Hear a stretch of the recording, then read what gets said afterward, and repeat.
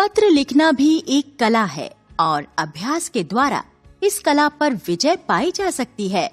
गांवों में एवं दूर दराज के क्षेत्रों में जहां टेलीफोन, मोबाइल आदि की सुविधा नहीं है, वहां आज भी संदेश भेजने के लिए सबसे सरल और सस्ता साधन यही है। पत्र लिखते समय निम्नलिखित बातों पर विशेष ध्यान देना चाहिए।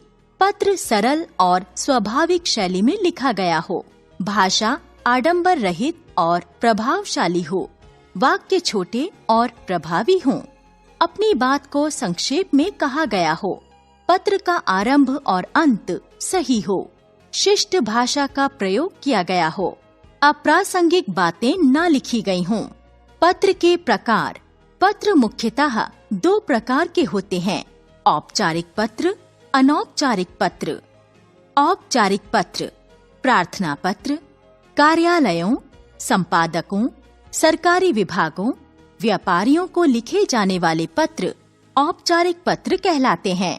अनौपचारिक पत्र निजी पत्र अर्थात सगे संबंधियों, मित्रों, परिचितों आदि को लिखे जाने वाले पत्र अनौपचारिक पत्र कहलाते हैं।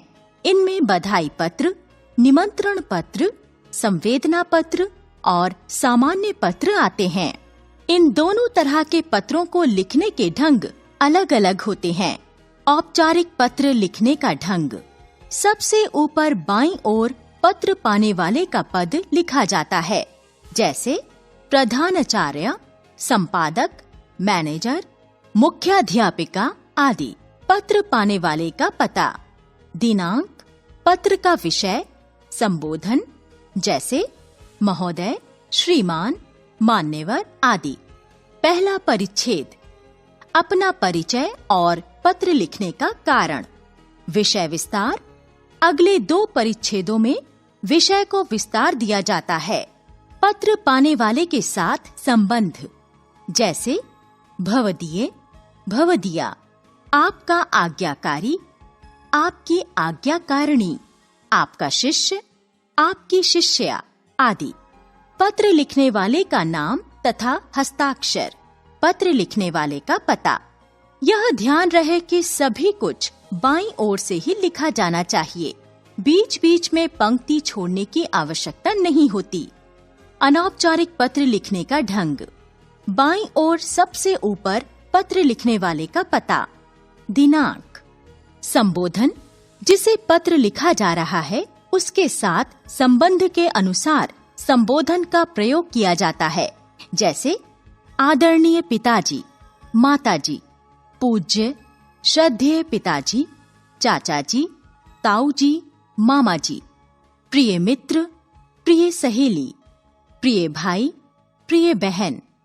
अभिवादन, सादर नमस्कार, सादर प्रणाम, चरण स्पर्श, नमस्ते, स्नेह, आशीर्वाद, प्यार आदि।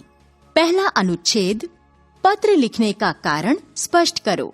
विषय विस्तार, 2 परिच्छेदों में विषय वस्तु का विस्तार करो। पत्र का अंत, पत्र के अंत में पत्र प्राप्त करने वाले के साथ जो संबंध होता है वह लिखा जाता है, जैसे आपका पुत्र अथवा पुत्री, आपका भांजा अथवा भांजी, आपका नाती अथवा नातिन, आपका भतीजा अथवा भतीजी, तुम्हारा अनुज अथवा अग्रज, तुम्हारा मित्र अथवा सहेली आदि। पत्र लिखने वाले का नाम तथा हस्ताक्षर। औपचारिक पत्र, छात्र वृत्ति के लिए प्रधानाचार्य को प्रार्थना पत्र लिखिए। प्रधानाचार्य, सरस्वती विद्या मंदिर, टैगोर नगर, नई दिल्ली। दिनांक 25 अप्रैल। विषय छात्र वृत्ति हेतु प्रार्थना पत्र।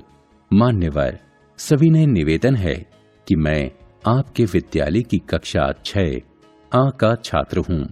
गत मास किसी कारण से मेरे पिताजी की नौकरी छूट गई। घर आर्थिक तंगी से गुजर रहा है, क्योंकि घर में और कोई कमाने वाला नहीं है। ऐसे में स्कूल की पढ़ाई का भार उठाना अत्यंत कठिन हो गया है। मैं अब तक सभी कक्षाओं में प्रथम श्रेणी से पास होता रहा हूँ। सभी गुरुजन और सहपाठी मेरे व्यवहार व आचरण से पूर्णतया संतुष्ट हैं। मैंने भाषण प्रतियोगिता तथा खेल प्रतिस्पर्धा में कई बार विद्यालय का प्रतिनिधित्व किया है और कई पुरस्कार भी जीते हैं। मेरा आपसे विनम्र निवेदन है कि मेरी पारिवारिक स्थिति को ध्यान में रखते हुए मुझे छात्रवृत्ति दिलवाने की कृपा करें। आपके इस सहयोग के लिए मैं सदैव आपका ऋणी रहूंगा। धन्यवाद। आपका आज्ञाकारी शिष्य रमेश अग्रवाल, कक्षा 6 अ। अनौपचारिक पत्र। छोटी बहन को पुरस्कार मिलने पर बधाई पत्र लिखिए। 19 बी, सविता अपार्टमेंट, दरियागंज, नई दिल्ली। दिनांक 30 सितंबर। प्रिय बहन वैशाली, तुम्हारा पत्र मिला। यह पढ़कर मन प्रसन्नता से भर गया कि तुम्हें अंतर विद्यालय वाद विवाद प्रतियोगिता में प्रथम पुरस्कार प्राप्त हुआ है। मेरी ओर से बधाई स्वीकार करो। तुम एक बहुत अच्छी वक्ता हो, ये तो सभी जानते हैं। तुम्हारी वाणी दूसरों को सहज ही प्रभावित कर लेती है। तुम्हारे चेहरे के हाव भाव निर्णायकों को अपनी ओर खींच लेते हैं। तुम आगे चलकर एक श्रेष्ठ वक्ता के रूप में अवश्य नाम कमाओगी। एक बार फिर मेरी ओर से बधाई स्वीकार करो। माताजी और पिताजी को मेरा प्रणाम कहना। तुम्हारा भाई अनुज।